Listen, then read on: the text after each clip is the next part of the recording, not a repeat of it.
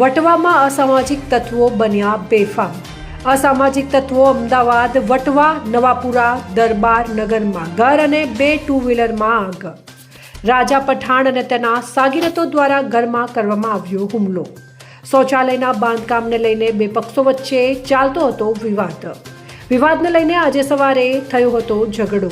સવારે ઝઘડા બાદ સાંજે ટોળું હુમલા કરવા માટે આવ્યું। ટોળાએ 2 મોટરસાયકલ અને ઘરમાં આગ લગાડી। આગને કારણે ઘરમાં થયું લાખોનું નુકસાન। પોલીસે સમયસર કાર્યવાહી ન કરી હોવાનો ઘર માલિકનો આક્ષેપ। બાઇક તેમજ ઘરના ફર્નિચરમાં આગ લાગવાનો મામલો સામે આવ્યો હતો। પોલીસ પાસેથી મળેલી પ્રાથમિક માહિતી અનુસાર 2 પડોશીઓ વચ્ચે આજે સવારે ઝઘડો થયો હતો। આ ઝઘડાની અદાવતમાં સાંજે એક પડોશી દ્વારા અન્ય પડોશીના ઘરમાં અને 2 વ્હીલરમાં આગ લગાડવામાં આવી હતી। વટવા પોલીસે ઘટના સ્થળે પહોંચી કાયદેસરની કાર્યવાહી હાથ ધરી। સાબરકાંઠા ન્યૂઝ 24 ને સબસ્ક્રાઇબ કરી લાઇક કરવાનું ભૂલશો નહીં, જેથી આવનારા સમયમાં ઝડપથી આપના સુધી સમાચાર પ્રાપ્ત થઈ શકે। વટવા જે નવાપુરા વિસ્તાર છે ત્યાં સવારે 2 પરિવાર વચ્ચે જે ઘરની બહાર લાકડા પડેલા હતા એ લાકડા બાબતે સામાન્ય બોલાચાલી થઈ। એના અનુસંધાને સામસામે પક્ષે રાગદ્વેષ રાખી અને સાંજના લગભગ 7:30 વાગ્યાની આજુબાજુ ઝઘડો થયો। મહિલાઓ વચ્ચે ઝઘડો થયો અને મહિલાઓ જે છે એ જે તે વખતે હોસ્પિટલ ગયેલી, એટલે જે સામેના પક્ષે આમન ખાન ઉર્ફે રાજા અસલમ ખાન પઠાણ છે એ અને એની સાથેના અન્ય 2 સાગરીતો છે એ લોકોએ મળી અને 2 બાઇક સળગાવેલ છે અને બાઇક પર જે સીટ કવર હતું એ ઘરની અંદર ફેંકેલું। એના કારણે ઘરમાં પણ આગ લાગેલ છે અને ઘરનું ફર્નિચર હતું જે થોડું સળગેલ છે।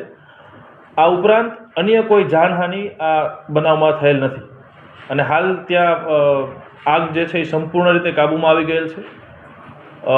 ફાયર બ્રિગેડ અને પોલીસ બંદોબસ્ત ચુસ્તપણે ત્યાં હાજર છે અત્યારે। આ ઉપરાંત હાલ વટવા પોલીસ જે છે એ ફરિયાદ લેવાની તજવીજ કરી રહી છે અને આરોપી શોધવાની કાર્યવાહી ચાલુ છે।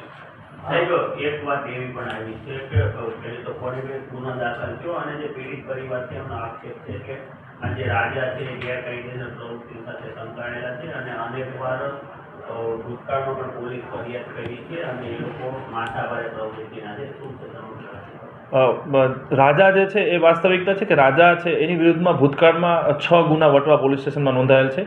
એમાં મારામારી, રાયોટિંગ એટલે કે 143, 147 બરાબર 307ની ફરિયાદ નોંધાયેલ છે।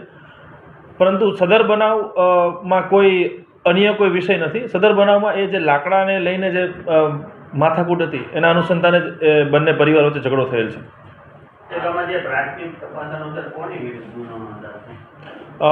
હાલ જે પ્રાથમિક તપાસ છે એમાં ફરિયાદી જે છે આપણા વાહિદાબાનું છે, વાહિદાબાનું મોહમ્મદ સામિન મુસ્તાક, અને જે ગુનો જે નોંધાશે એ આમન ખાન ઉર્ફે રાજા અસલમ ખાન પઠાણ અને એની સાથેના બીજા અન્ય 2 માણસો છે એની વિરુદ્ધ હાલ ગુનો નોંધવાની તજવીજ ચાલુ છે। આ પીડિત પરિવારનું શું કહેવું છે કે શૌચાલય નહીં બાંધકામને લઈને પણ 2 પરિવારો વચ્ચે માથાકૂટ થાય છે। એ લોકો ઘરની બહાર કે કંઈક નવું ઘર હતું શૌચાલયનું કેવું કંઈ બાંધકામ કર્યું, આપણે તપાસમાં કંઈ પ્રાથમિક એવું થાય ના। હાલ પ્રાથમિક રીતે આપણને જે માહિતી મળી છે એ પારિવારિક રીતે જે પડેલા લાકડા હતા એ બાબતે ઝઘડો થયેલ છે।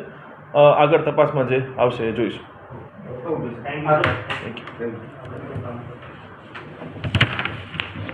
हुई और घर में ये सब आग लगी है, उसका क्या कारण है, कौन लोग आए थे, ये घटना थी?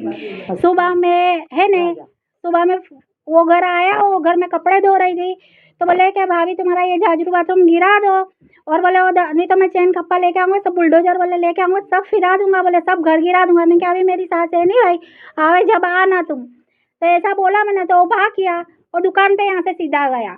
कौन था उसका नाम? उसका नाम था राजा और इसके पापा 2 जने थे। इसका पापा का नाम असलम था।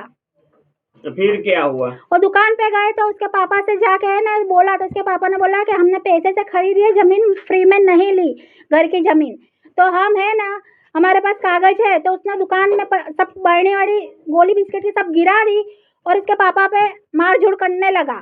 तो उसके पापा को मारा, फिर बाजू वाले ने फोन करा तो यहाँ से मेरे देवर गए तो उनको भी मारा। 14 टाँके आए ले साहब।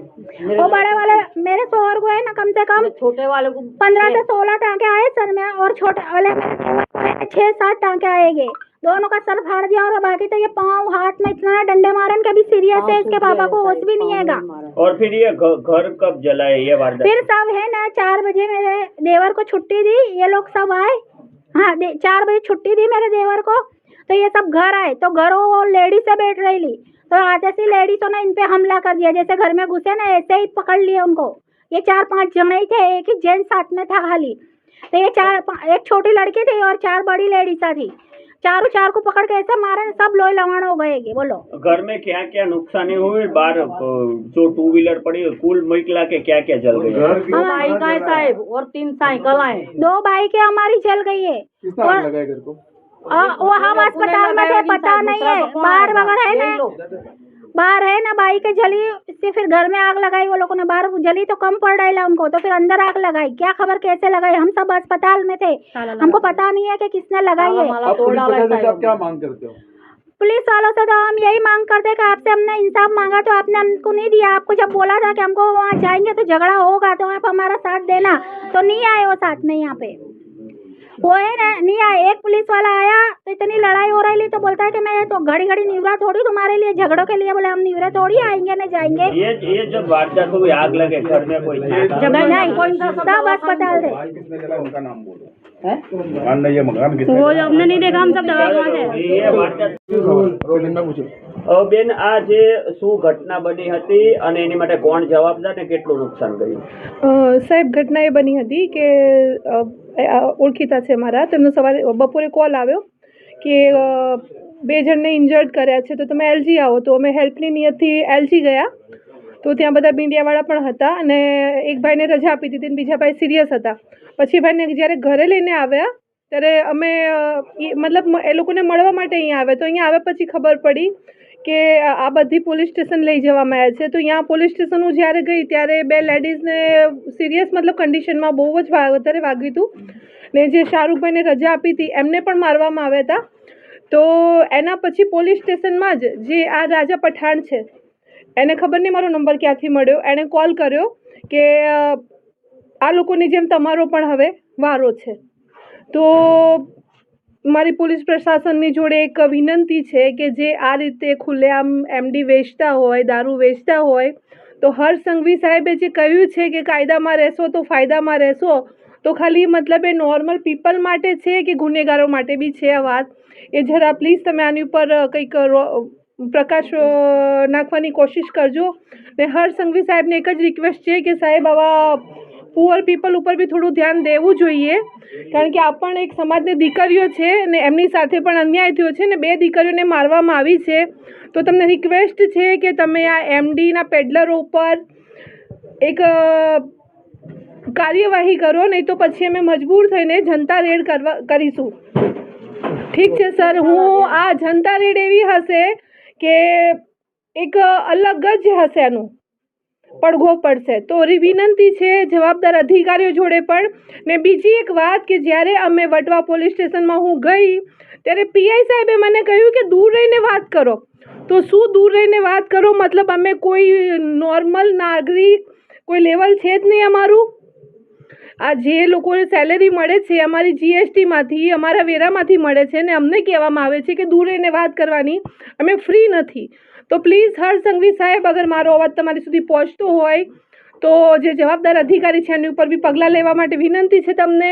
ને જો એમડીના પેડલર ઉપર અગર કોઈ પગલાં લેવામાં નહીં આવે તો અમે જનતા રેડ બહુ મોટી રીતે કરીશું, તો ટોટલી લેડીઝ મળીને। Thank you sir, thank you.